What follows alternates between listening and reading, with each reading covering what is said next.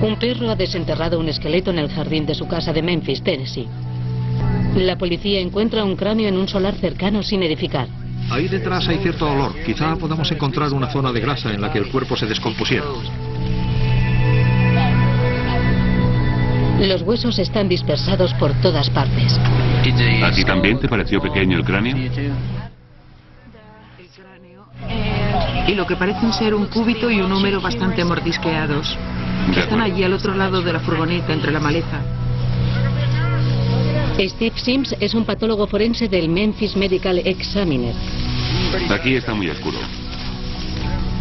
Su especialidad son los traumatismos del esqueleto. Es un experto en leer los reveladores elementos que quedan en los huesos mucho después de que la carne haya desaparecido. Tenemos una costilla y un omóplato derecho. Su carrera como forense comenzó en una extraordinaria institución científica. Un lugar en el que la tecnología más vanguardista conduce a los criminales ante la justicia.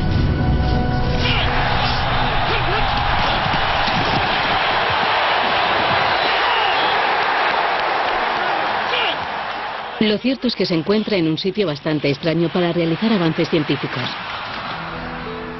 Bajo las tribunas de un estadio de fútbol americano están los angostos despachos y las envejecidas aulas del Departamento de Antropología de la Universidad de Tennessee. Y sin embargo, algunos de los científicos forenses más importantes del mundo se han formado aquí. El Dr. Bill Bass lleva más de 25 años dirigiendo la investigación.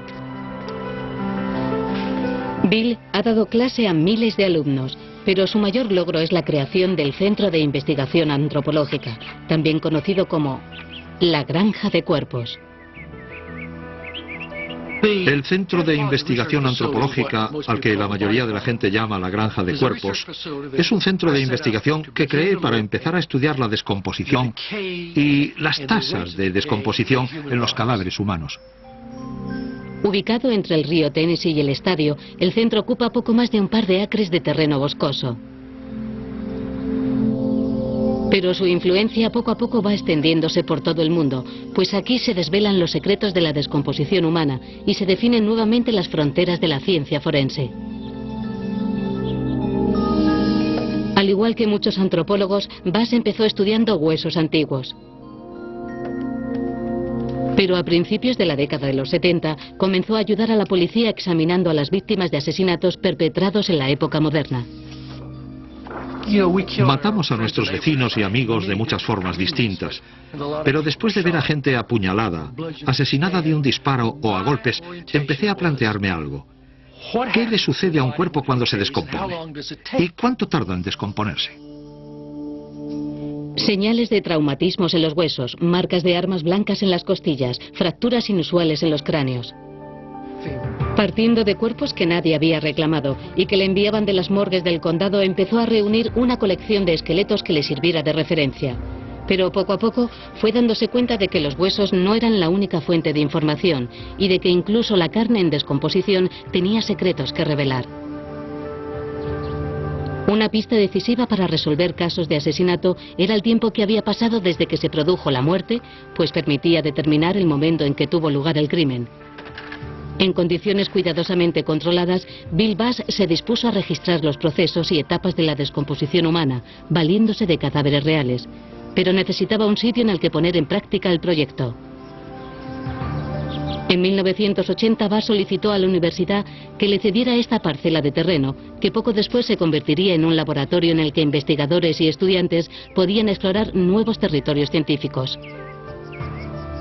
Planificó un laboratorio espléndido que nos permitiría estudiar ese componente, que es crucial para las investigaciones forenses.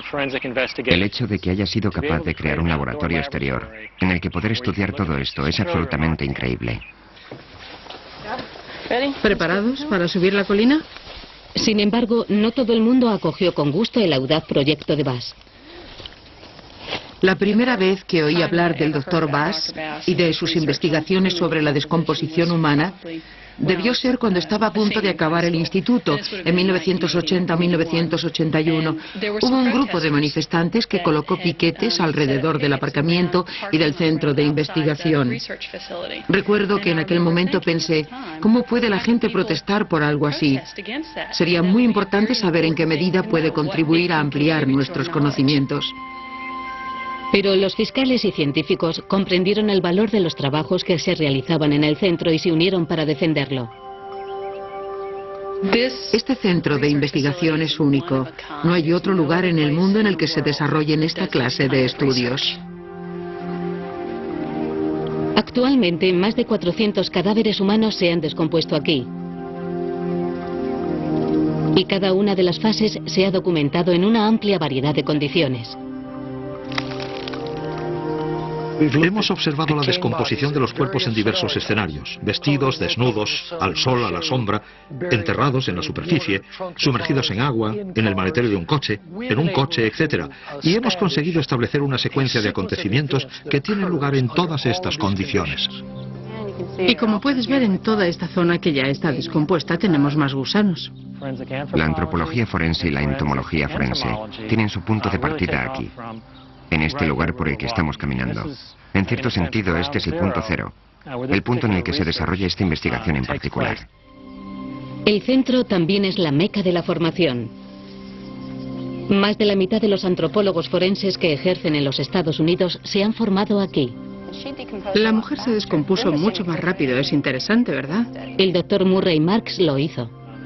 Ahora trabaja en la universidad dirigiendo las investigaciones de una nueva generación de científicos.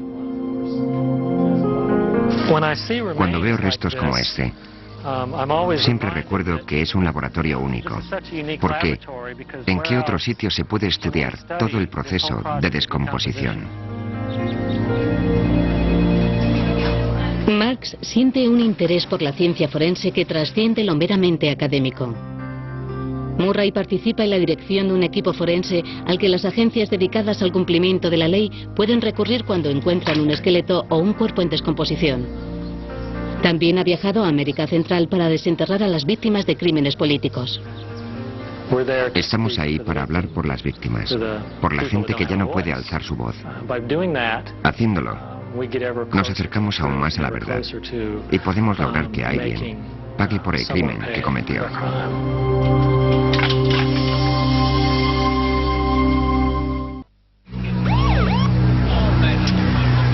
Bueno,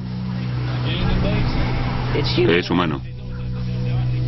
Steve Sims representa una nueva generación de antropólogos y es un innovador investigador decidido a poner la ciencia al servicio de la justicia. Aquí encontramos restos dispersados a 1,5 metros aproximadamente de los cimientos de la casa de alguien. He hallado vértebras torácicas que son humanas. Ahí está el cráneo y allí hay un brazo. Los perros ya han destruido en gran medida los extremos de los huesos. En un principio, Sims tenía pensado dedicarse a la arqueología. Pero después de asistir a una clase con el Dr. Bill Bass, dejó a un lado sus planes. En el centro forense, Sims adquirió una sólida base en biología del esqueleto. Esta es la 10ª costilla derecha. Aquí y aquí se aprecian varios traumatismos, indicativos de una lesión con un instrumento afilado o de una herida producida por un arma blanca. Hoy está conduciendo el análisis de traumatismos en los huesos a un nuevo nivel.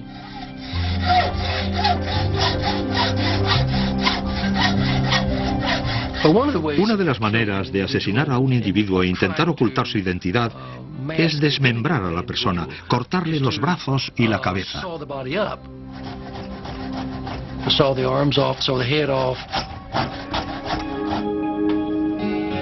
La especialidad de Sims es leer las señales, las reveladoras marcas que dejan tras de sí las sierras cuando un asesino corta en pedazos un cadáver. He visto casos en los que se habían utilizado todo tipo de instrumentos a modo de sierra, desde cuchillos hasta hachas, pasando por cuchillos de sierra. He visto casos en los que habían recurrido a herramientas eléctricas para cortar un cadáver, incluso uno en el que emplearon una sierra de banda. Los huesos son una maravilla de la ingeniería. Están formados por una combinación de materiales. Un entramado flexible de fibras de colágeno empapadas en fosfato de calcio que les confiere dureza y les permite soportar pesos. Es como hormigón reforzado con acero, pero más ligero y resistente. Es un material duradero, por lo que, sea cual sea la marca que deja una sierra al cortar un cuerpo, puede permanecer allí durante años. Sims se decantó por esta truculenta especialidad después de que un detective le pidiera que identificara una muesca en un hueso. Pensé, es la marca de una sierra en un hueso del brazo. Y cuando le dije que era una marca de sierra, me sentí orgulloso de poder darle alguna información. Entonces me miró y me dijo, ya sé que es una marca de sierra, pero usted es el médico. ¿De qué clase de sierra se trata? Y la cuestión es que no lo sabía. Sims necesitaba saber. Era su tercer caso de desmembramiento en tan solo un mes. De modo que empezó a rellenar el vacío que había al respecto en sus conocimientos forenses. Tarea a la que dedicó 15 años de investigación. Y es que a primera vista, todas las marcas de sierra son iguales. Sims tuvo que observarlas más de cerca, de modo que amplió la muestra a 40 veces su tamaño normal para plasmar las diferencias en una película o en escayola y así poder estudiarlas. Una sierra de través no dejaba una muesca sencilla, sino que debido a la forma en que sus dientes se angulan hacia afuera, producía una muesca en forma de W. Anteriormente se creía que cada pasada de sierra borraba todas las marcas previas. En otras palabras, se suponía que las sierras tapaban sus propias huellas. Pero resulta que eso no es cierto. Cada diente deja otra marca y la acción correspondiente de esos dientes o un movimiento continuo de esos dientes deja muchos indicios de la marca de la herramienta, muchas características. Y con las suficientes características, muchas veces puedo averiguar, por ejemplo, el número de dientes por centímetro que hay en el utensilio que se utilizó para desmembrar un cuerpo. Ahora Sims puede leer una marca de sierra igual que un calígrafo experto puede diseccionar una firma. Incluso es capaz de detectar comienzos en falso o saltos en el movimiento. Y además puede decirle a la policía qué clase de sierra tiene que buscar en un caso de desmembramiento. Sabes que se trata de una sierra, pero quieres encontrar más información. Quieres saber qué clase de sierra es, de qué tamaño, cuál era el ancho de la hoja, el tamaño de los dientes, la amplitud mínima de curva, el número de dientes por centímetro y cómo se utilizó para descuartizar a una víctima. Aunque todas las sierras parecen similares o incluso idénticas, lo cierto es que no lo son. Un asesino puede pensar que para borrar sus huellas basta con lavar la sangre de la hoja, pero no será suficiente si Sims está en el caso. Si hiciéramos una lista con los nombres de las 5 mayores autoridades del mundo en esta materia, Steve sería una de ellas. Al igual que las huellas dactilares, huellas de pies o marcas de neumáticos, las marcas dejadas por los instrumentos pueden resolver un caso, incluso años después de que se cometiera el crimen. Un traumatismo en un hueso es como un momento congelado en el tiempo. Todos los tejidos blandos y el material similar desaparecen, cambian o se deterioran con el paso del tiempo, pero los huesos no. Así que si los limpiamos y encontramos traumatismos, tendremos pruebas muy sólidas que podremos presentar ante los tribunales. Los huesos duran muchos años después de una muerte. La carne no. Poco después de que una persona fallezca, un ejército de insectos comienza a asediar el cuerpo.